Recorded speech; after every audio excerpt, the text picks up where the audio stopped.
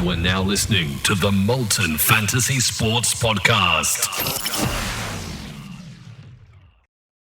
Good morning, good afternoon, good evening, whatever time you are listening to us. This is the Molten Fantasy Podcast, and I am your host, Rob Kennedy, and coach of the delicious Ravriolis. Now, it's important to subscribe. Click subscribe. We've been inundated with people who are watching. This is your moment right now. Click subscribe. You do not want to miss any of our episodes, especially these next three, because we are going to be doing our AFL Supercoach team reveals. Now, I can't do this by myself. I'm sitting here with my two fantastic co-hosts. I'll shout out to you first. Micky Dell, how are you, my friend? Gentlemen, boys and girls, children of all ages, I am the owner, the manager of the 2023 version of Mick's Pigs. And today, whatever time you're listening, you are going to get a bit of an insight as to the way that I've structured my team this year. How are we, boys? That's up. Absolutely fantastic. That's right. We are talking about Mick's Pigs today, but we are joined by our friend. He's been father of the year, husband of the year. He's been doing a lot of things which has accidentally made him not be able to do a couple of the podcasts, but it's so much better with you in the room. Justin Herbath, how are we? Very, very well, boys. Sorry I haven't been in as of late. I feel like a bit of a slacker, but I have been a good family man. So, you know, family does come first, but I've just got something to get off my chest. Just got a bit of reflux. Kanga. Roo. Clarko's dynasty has begun, and we're here to chat with you. Oh, yes. For anybody who's listening along, if this isn't your first time, you know what that's all about. That means Justin is in the house. For anyone who this is your first time, welcome to the podcast. We like to have a bit of laugh. We like to have a bit of banter, but we do like to get down to the serious stuff, and we are getting to the point of the season, which is the season is nearly upon us. I must start with a bit of banter, though, before we do a team reveal. You talk about Clarko and his dynasty. Surely you've seen the footage of him. I have. That he can't stop bleeding the brown and gold. You'll be okay. You know what? I forgive him. He's the God. He's the Messiah. It's okay. He can. I shouldn't say he can do anything, but you know he can do a lot wrong by my book and still be okay. So he's going to lead us to top 8 this year. I've already called it, and then top 4 premierships. It's for any of you Roo fans listening, because there's millions of us out there. This is the beginning.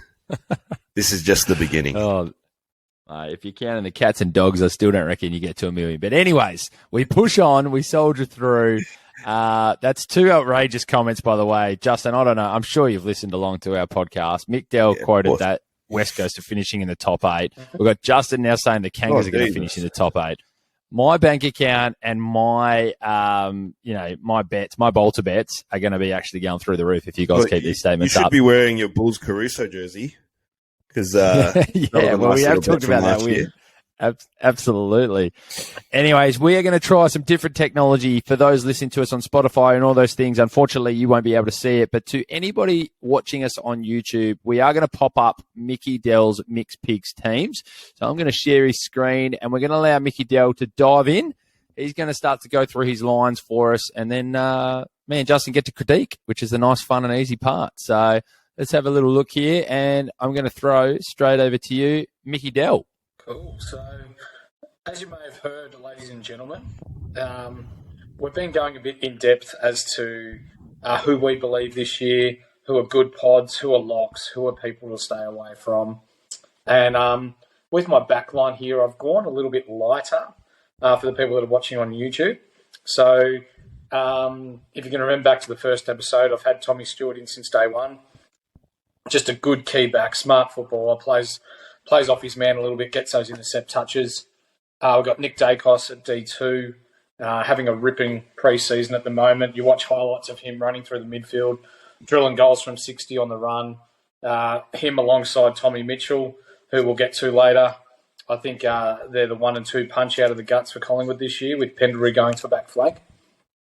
At D3, I've got Elliot Yeo at West Coast, started in the midfield, inside mid with the West Coast Eagles in their practice matches and has been best on for them. I think is a no-brainer. We've said that right from the start. At D4, I've got Jack Bowes.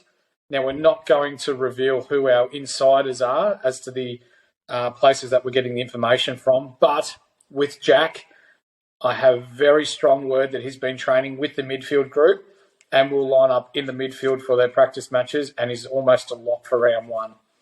So he's in my team. D5, I've got Nick Caulfield, St Kilda, only at 208,000 as a rebounding defender. He's not going to score you, your hundreds each week, but at 208,000, I'd expect to get a couple of 100,000 profit out of him to move on from there. And then we've got the rookies, Ginby, who's also been alongside Yo, playing in the midfield, getting good stats. People over in the West are raving about him. Darcy Wilmot, starting on the bench for the Brisbane Lions. On the bench for my team, playing as a wingman with Brisbane and impressed in their practice match in their A-grade side on the weekend. And as we know, he played 3 games towards the back end of last year and scored around average 75-ish for those 3 games, including finals. So when you're doing that in the pressure cooker that is finals, he's got a taste. He knows what he needs to do. He's got to be there. And at D8 at the moment, I've got Charlie Constable. So with the news coming out throughout the week of Jack Lukosius going back to the forward line, and Charlie Constable training with the backs, and they're raving about his ball use, and he's almost 6'5". Like, he's a lot bigger than what I thought he was. He could be a real asset down there for them, especially with, I think it's Powell that's out at the moment as well. So I think in regards to depth and some money making there, that's my backline, lads. Start with you, Herbie. What's your thoughts on that, mate? Yeah, I quite like it. The only couple of question marks that I have on it is I just feel like Charlie Constable. I feel like he's had a million chances in the system, and he didn't get a game last year with the Gold Coast. I don't think he got 1 game. So I really think that if he was going to shine, he would have done it by now. I could be wrong. And I also will reveal that, like, I've got Ben Long in my team. They've recruited him to play that half-back role as well. So it's just going to be interesting to see. He gets touted every single off-season that he's doing great things. He's killing it in the VFL, so on and so forth. But we're just yet to see it in the AFL system. So I think it's a good value pick, but I just it's a bit of a stay away for me. With the rest, yeah, I quite like most of them. That's probably my biggest question mark is Constable. Yeah, for me, and Mick, you and I have talked about it. We've got a lot of similarities, I think, a bit in our team. We've talked a lot, but there's a few risk takers in there. Uh-huh.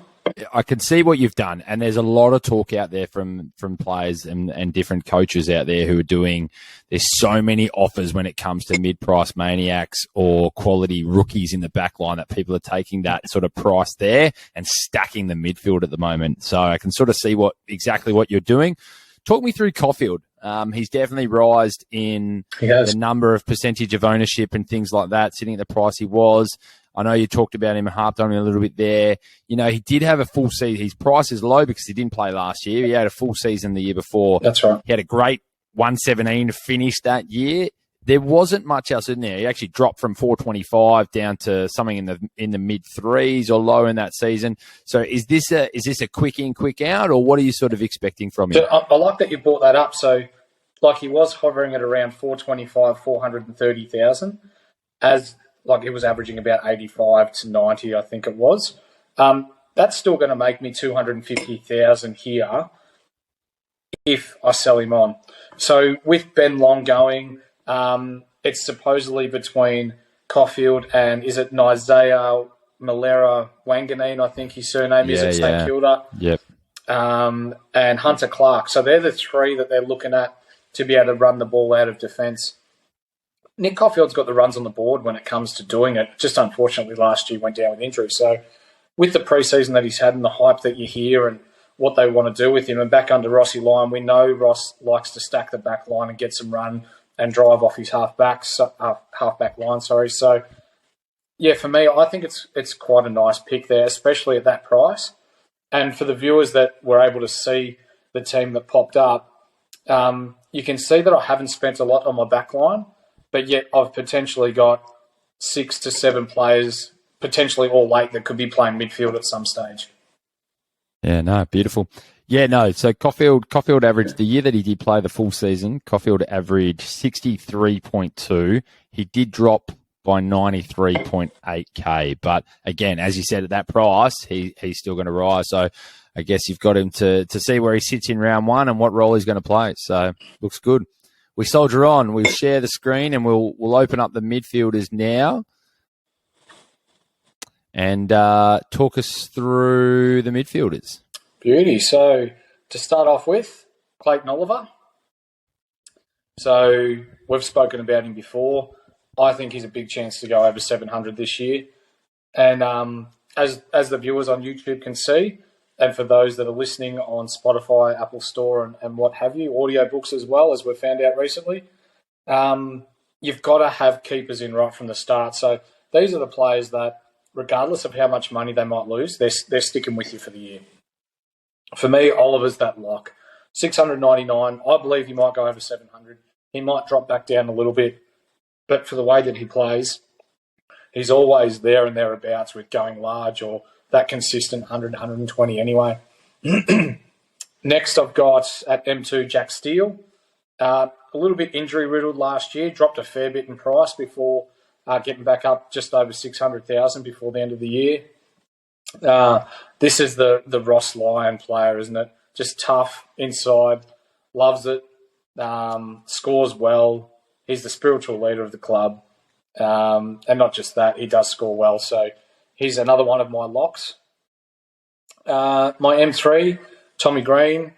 Who do you shout out to? Dua Lipa, I love you. Did you boys see that? I did see that. Yeah. He did that very well, actually. It's not a bad shout, just quietly. Not a bad shout. If you're listening in, Tommy, I'd love to hear whether you got across the line and you got a hello from her. So I thought if you were going to say if you're listening in Dua, like, what's up? Yeah. Give us a hello. Call me maybe. Yeah. Tommy Green, we know he's an inside bull. Gets the ball out, tackles well. We keep hearing lots about this new game plan that the GWS are bringing in, which may be beneficial for him. So at 534, I think he could be the next Clayton Oliver. My next smoky that I've bought in, as you can see there at M4, Chad Warner. So last year, just to give the viewers a bit of an understanding, Sydney were absolutely pumped in the grand final. What, they lose by 80, 90 points? But yet he still scored 133 in the grand final. So for him to be doing that in a losing side and the way that he built throughout the year last year, I think he's primed for a huge one. And Tommy Patley has only come out in the papers today saying that a few of the guys in their midfield group have gotten noticeably bigger and pointed out that Chad Warner's had a ripper pre-season and thinks that this is the year that he takes the next level and is alongside Callum Mills. So to be hearing that from a team that doesn't necessarily speak a lot about how they're going in the pre-season, that pricked my ears up, and, he's in for me. Tommy Mitchell, he's the pig. Gets your points flat out. Mixed pigs, got to have him in. Just scores with ease, doesn't he? He does it just so easily. Him alongside Nick Dacos, I think they'll be the two big point scorers for Collingwood this year, and I expect Collingwood to challenge again this year. Jacob Hopper, we've spoken about him previously at M6. Regardless of whether I keep him or not, I still think he'll average his 100, get me to around 500 to 550,000. And then if I decide to move him on for another premium mid, then I do. But let's see how he scores to start off with. And then we go the rookies.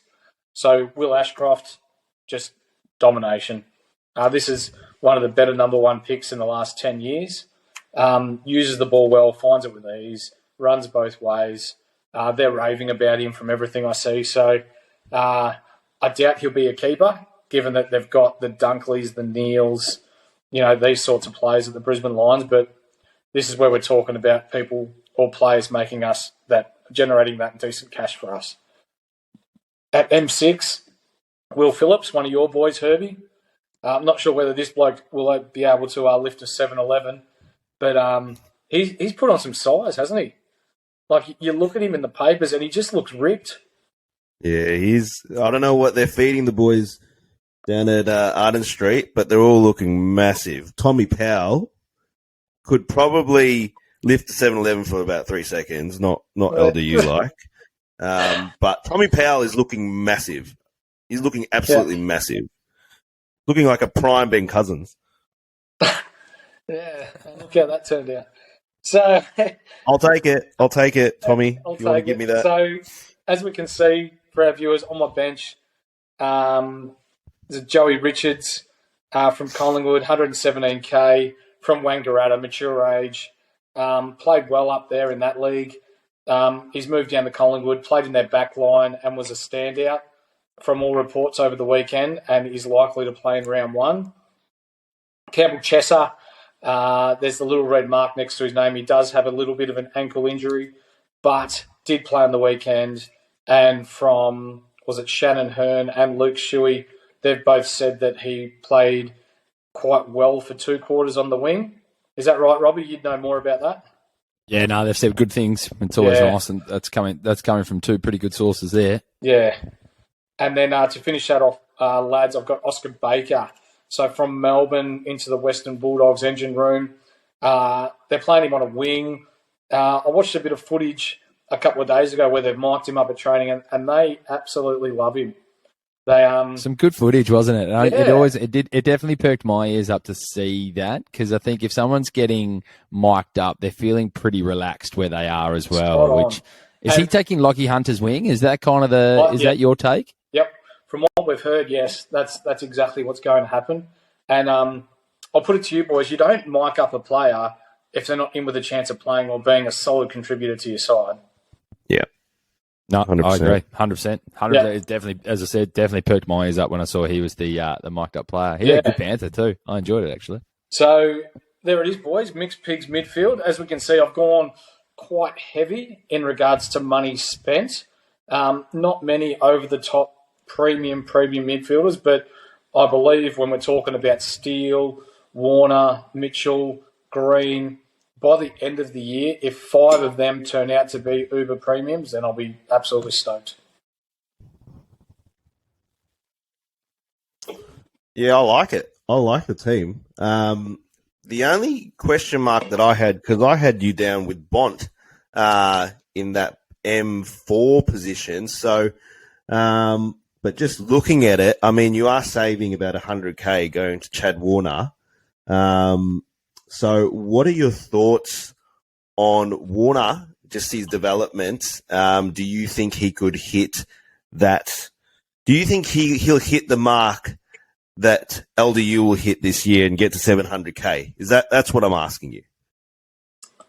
Jeez, I don't know about 700K, but I think that when we're talking about a Sydney Swan side, and you've got to remember, good sides in the AFL in regards to win-losses always have good point-scoring players. Sydney have been perennially really good when it comes to the back end of the year, playing finals, and not just playing finals, going deep into the finals. So when we're talking about players like Kennedy, who's now retired, and when he went away or finished up last year after he did his hammy, Warner went straight into that void. And I'd have to look back up my stats, but I believe he averaged well over 100 after that point in time. So when you're talking about Warner, when you're talking about Mills, when you're talking about Goulden, Rowbottom, they've got a really good team there. And I believe he's going to be the inside ball that gets it done there at Sydney. I also want to ask one more question. There's a lot of Oliver love, right? And I don't have Oliver in my team at the moment. There's not much love for Laird, but they're really, really big prices. You boys don't see like value in not picking them and waiting till they drop a little bit? Because I see a McRae at 630, and I think he can give me pretty much everything that Oliver can give me for 70K less. That's a good question, mate. Long story short, no. Like, you've got to have these players and lock them into your side. A few podcasts back, I brought up a bit of a stat where the back end of last year, McRae only averaged 90, 95, 96 the last 5 games of last year. Whether that continues, I'm not sure. But when we're talking about a price of 630 to 640,000, when your last 5 games that you've played, you've only averaged mid-90s, that's too much for me. That's too much of a risk. Yeah, for me, you can't just pick players that are just going to increase in value. If you've got to put the scores on the board as well. You've got to have that confidence of who you're picking as your VC, and then that captaincy pickup. If you stuff that captaincy pickup early, you can nearly kiss your season goodbye. Yep. So having those players that you know that you're going to score. So to me, the only concern I have here is I think you're going to have a mini hernia worrying what these sort of 4 in the middle there are going to do, because you need them to score. We know Jack Steele. Jack Steele's been that lock that we've talked about. That's a must-have in people's sides, but it's a must-have based on the price that he has. And yeah, okay, cool. If he averages us the 110, we'll take that, and that's pretty solid for your mid too. But Tom Green, Chad Warner, Tom Mitchell in a role that we're not quite sure exactly what he's going to do. You got to think he's going to be an inside mid, but there's a lot going on at that team. And Hopper, you look at Chad Warner's, and he's probably the perfect example. And I sort of just quickly brought up the stat that you said, sort of when Kennedy went down. Yep. After the bye round. So let's just go from there. Bye round was round 13. He went 59, 79. Then he goes 155, 108, 148, 110. Then he drops to 69, 104 against North Melbourne, 87 and 77 to finish off. It's that they're those, and this is those maniacs that we talk about, which is, man, we know they can score. And look, you pick him because he's got potential to score, and I think he could break big, so I don't mind it. My worry is you've got too many of them. That's my concern. And, mate, you got bigger Kanakas than I do, and this is the kind of midfield that could really go the distance. But I'm concerned that if you get 4 of them just that have that 67 round, that really stuffs you up and puts you behind the pack. It does, yeah. Got to have the nuts to go large this year, boys. So I like it. I like it. Mate, I think that Chad Warner pick is really, really good. I rate that just with an LDU pick in that middle bracket where he could just explode and really go top 5 or top 10. I totally agree, but anyone who's watching on YouTube right now can see the 138,800 that's sitting up in that top left corner now. We're going to get to why that's sitting there, but what would give me a bit more confidence is you go out of Green, Warner, Mitchell, all right? I'm keeping 2 and I'm upgrading 1 to somebody who gives me that bit more confidence that I've got 3 premium mids who I feel very confident are going to get me over 100 a week. That would be my play. But that's why we've still got some money in the bank there, lads. All right. Yeah. Let's soldier on. I'm going to go back to our little window that we have open, and I'm going to move into your rucks. We'll go through these ones a little bit quicker. Hopefully everyone can see that, guys. Let's go. Yep. Talk to us about your rucks, because I know I've just done a little scroll there, and I know you're extremely proud about this. I love it. For the people that have been listening to us since day one, I have been banging on about Bryn Tickle being a potential breakout this year, and I copped a bit of shit through the text messages and that going, who is this guy? What's going on here? He plays 1 practice match and the world changes. He's the number 1 ruck. He dominated, blah, blah, blah. He's almost a lock for round 1. Boys, I genuinely believe when it comes to Sam Hayes, Scott Lysett, who's injury prone, Finn Layson, who they're going to want to play forward more, he's going to be their number 1 ruck at Port Adelaide. He's athletic. He's put on a bit of size. By no means will he stay there for the year, but he's got potential to make me 300 to 400,000. Or probably not 400,000. We'll say 300,000. Boom shakalaka! Absolutely. Love that. So, yeah, at R2, I've got Bryn Tickle, the son of Tez. And then at R1, we've got Rowan Marshall. So we brought up the stats about Rowan in our Rucks pod, where without Paddy Ryder, he averages 20 to 25 points more per game. So at 506,000, when he's as good around the ball as what he is, back behind the play, taking those intercept touches, and when he goes forward, he can kick goals. So for me, he was one of the first locked in. And then I've got Nick Madden. Rob, you've touched on it in previous episodes. He's that classic loophole. I was tossing and turning whether I wanted to do it this year, but it's just too valuable not to have it there. So at 102,000, he's got the injury sign next to him. GWS play a lot of Sunday games. He's there. He'll be on the ground. I'll put the emergency sign or the emergency tab on one of the other rucks. And, we'll try and get the best score I can out of the rucks. So they're my three, boys. I just want to say one thing, Mick. If I ever need a spy, I'm going to hire you because you've been at Alberton Oval, I think, at least 10 times in the past, 15 weeks. Because you knew so much about this guy that we had no clue about. And I'm actually upset at you because you haven't actually given me any information on Jason Horne-Francis. You've given me nothing, but you've been there every single week. So I don't know what's going on with you. You're not disclosing information to me. You're just doing your little thing by yourself. But mate, you need to share a little bit more info, please. I know that he's not a good player. I'll give you something about Jason Horne-Francis. He didn't get a lot of love at the Kangaroos last year, so he thinks. I think Port Adelaide are going overboard with the love that they're showing him this year to try and credit him back what he deserves. I don't think he's going to go as large as what people are saying this year. I don't think he's going anywhere near it. He's going to be. I just think he's a solid player. Let's not dive into Horne-Francis. We're talking about him too much, mate. Again, Kanakas are huge here. I reckon you've had some solo 101 sessions with Bryn's dad. That's for damn sure. Look, I love that you're playing the loophole role. I think that makes sense. Rowan Marshall is an absolute lock in my opinion. I think anyone who doesn't have him, and we move to Justin's team in the next podcast, and I have a vibe that he doesn't. Anyone who doesn't have Rowan Marshall, I think it's very, very gutsy play. But, solid choice. And I can see the cash factor there. And we'll talk about the tickle and Madden effect and how else you could play those roles in our upcoming podcast. But we move on to your forwards, which now reveals your whole team as well. Go for it.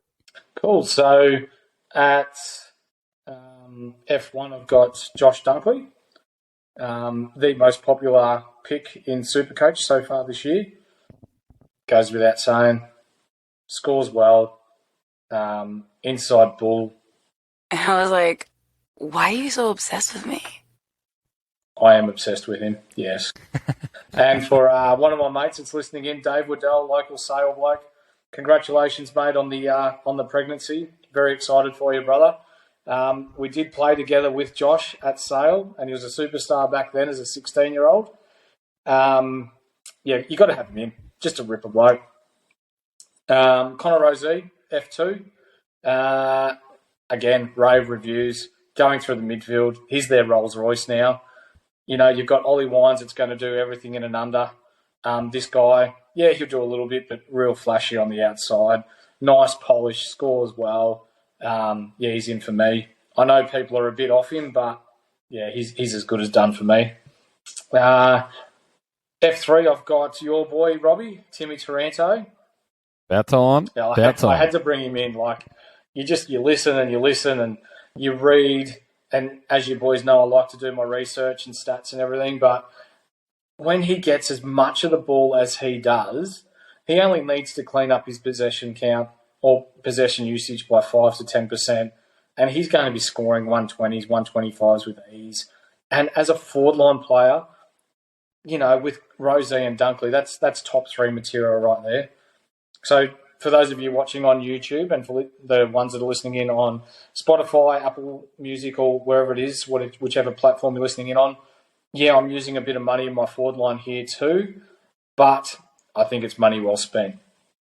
F4, another one of your boys, Mr. Herbath, Benny Cunnington. Tell me about his practice match the other day, mate. I know the stats, but I want to know whether you've heard it. Yeah, he did well. Kicked 3 goals. He was up forward for quite I've been calling for him to go forward for years. I just reckon he's a one-on-one, just gun, right? So, yeah, he did well, but he spent a lot of the time forward. So, I think it was like a 60-40 split or something like that. 60 midfield, 40 forward, 26 touches, 9 clearances, 7 tackles, 3 goals. Well, there you go. I always call it massive.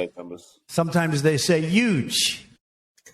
That's huge. I always call it massive. That's just coming back. Sometimes they say huge. That's so good. I'm a big fan of that. Yeah.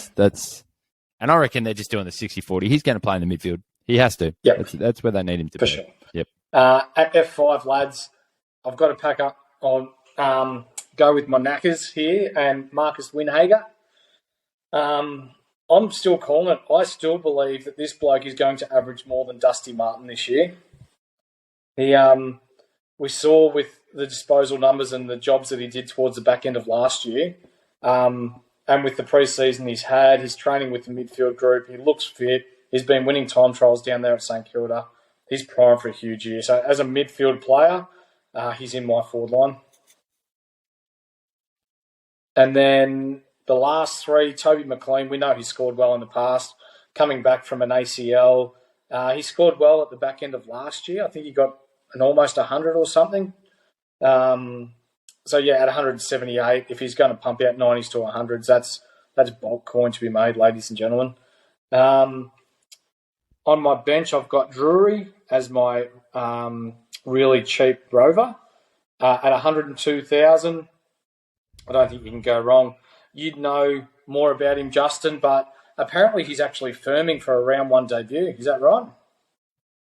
Yeah, I've heard things about him. I think that it was interesting with another player that they put down back, off half-back for the first half, Sheasel. So it'll be interesting to see who gets that spot, because I would actually love to see Sheasel down there just because he's got a little bit more class. But apparently Drury, he's an ultimate professional, ex-captain of Caulfield, and just like a real tough nut who uses the ball well. So he also adds a little bit of something that we don't have, because our backline's just been shocking. So I would not be surprised if I saw both of them start there round one. If we know anything about Clarko, though, Clarko rotates everybody on the field all the time to keep every other team on their toes. You know, your Burgoyne types that can 1 minute be half forward, and then they're half back, and then all of a sudden they're in their midfield. Sirioli went into the midfield. Luke Hodge is down in back pocket, and then he's in the forward pocket.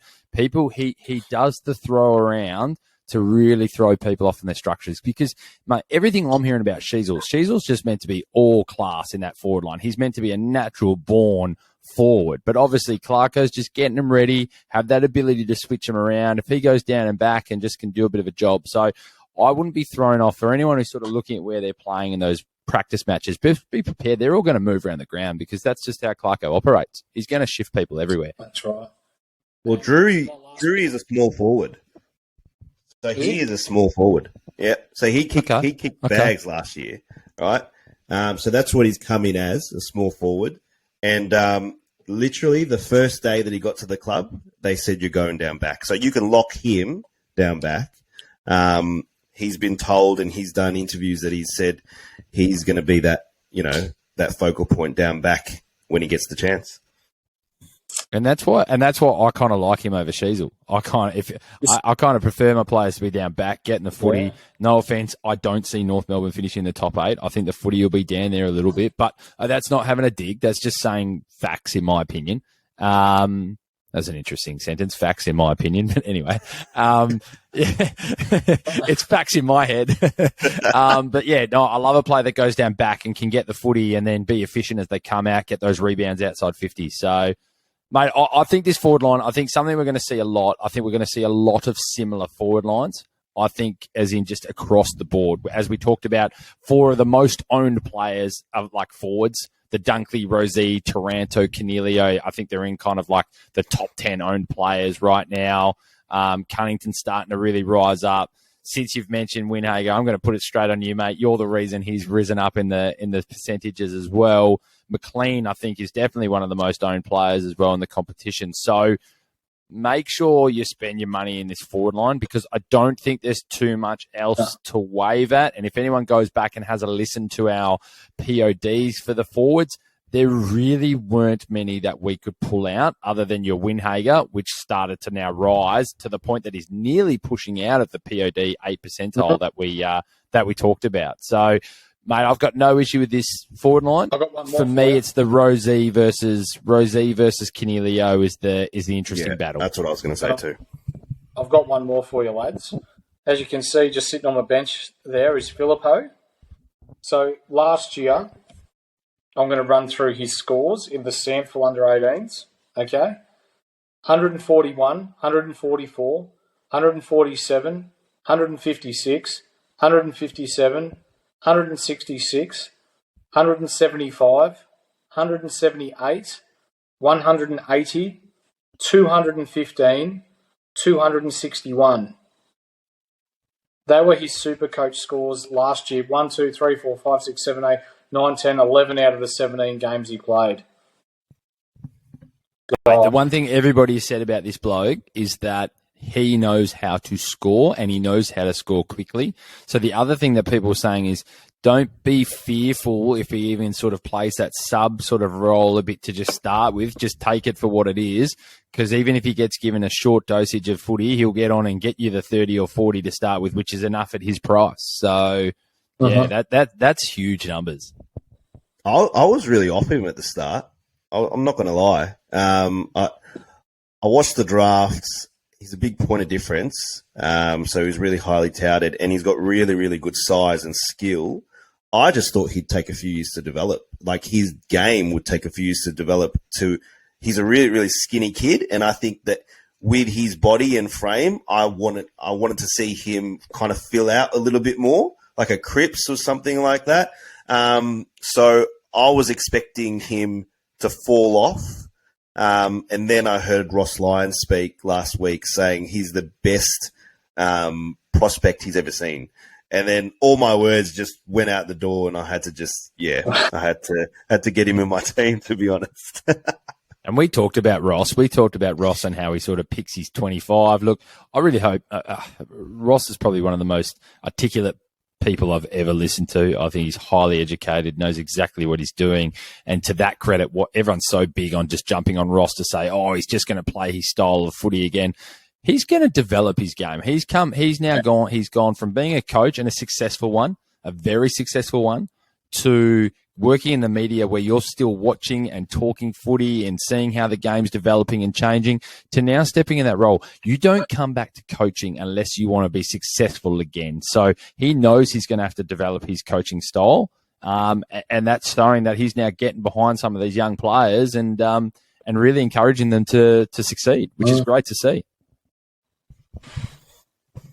And yeah, just before we finish up, I'll give a shout out to John Honey. I'm sorry, mate. No Carlton blokes in. I know you're a mad Carlton fan. We'll try and sneak a couple in throughout the year, mate. Thanks for listening in, and thanks for subscribing. Fantastic. Mick, do you want to run through, for those who are watching on YouTube, you can cut right to the end of this episode if you want to see the team and hear less of us. But for those listening on Spotify or any other audio medium, I should say, do you want to run through your team just one more time really quickly? This is Mick's Pigs as of the 21st, 22nd of February, whenever this drops. That's right. So from the back line, Tommy Stewart, Nick Dacos, Elliot Yeo, Jack Bowes, Nick Caulfield and Ginby on field, with Wilmot and Constable on the bench. In my mids, Oliver, Steele, Tom Green, Chad Warner, Tommy Mitchell, Jacob Hopper, Will Ashcroft, Will Phillips, with Baker, Chesser and Richards from Collingwood on the bench. My rucks, a little bit light on, some might say, but I'm pretty happy with where this is sitting at the moment. Marshall, Bryn Tickle and Nick Madden. And for my forwards, Dunkley, Rosie, Taranto, Cunnington, Marcus Winhager, who will go bigger than Dusty this year, Toby McLean, Mattis Phillip Howe and Drury from the Kangaroos. Beautiful. It's bringing you the cash, is it, Mick? Bringing you the cash? I'm hoping so, yeah. putting in this research and giving the viewers what they want and knowing the inside information. We've been pretty happy at the moment where we've been doing our research and, the likes of Windhager, with Teakle, with Bowes, these sorts of players, we've done the research, we've done the body of work, we put it out to the public 2 or 3 weeks ago, and now the Herald Suns, The Age, are putting out news articles that are directly what we've been putting out to our viewers. So if there's any greater compliment than, your information being used by a major newspaper in town, then you're getting the right news and information here with us. I'm just disappointed I haven't received any news from 7-Eleven for sponsorship yet. I don't know what's going on there. And on that note, I couldn't think of any better way than those last 2 comments to wrap up this episode. That's been Mick's Pigs team reveal. We move on, fellas. We'll be moving into our next episode, which will be revealing Justin's team. To everybody listening along, thank you so much. We appreciate everything you do, the support you give us. Make sure you hit us up at Molten Fantasy Sports on all your social platforms.